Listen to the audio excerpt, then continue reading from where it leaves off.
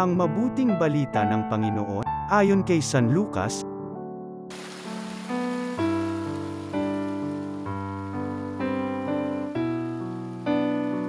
Noong panahong yun, sinabi ni Jesus sa kanyang mga alagad, "Kaya't sinasabi ko sa inyo, gamitin ninyo sa pakikipagkaibigan ang kayamanan ng sanlibutan ito.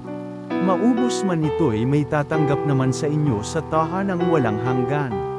Ang mapagkakatiwalaan sa maliit na bagay ay mapagkakatiwalaan sa malaking bagay. Ang magdaraya sa maliit na bagay ay magdaraya rin sa malaking bagay.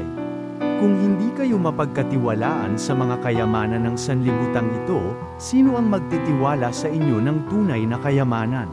At kung hindi kayo magpagkatiwalaan sa kayamanan ng iba, sino ang magbibigay sa inyo ng talagang para sa inyo?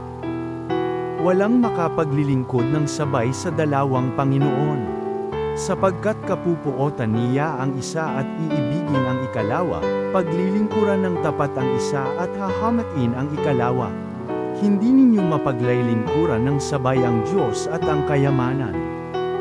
Narinig ito ng mga Parisiyo at nilibak nila si Jesus, sapagkat sakim sila sa salapi.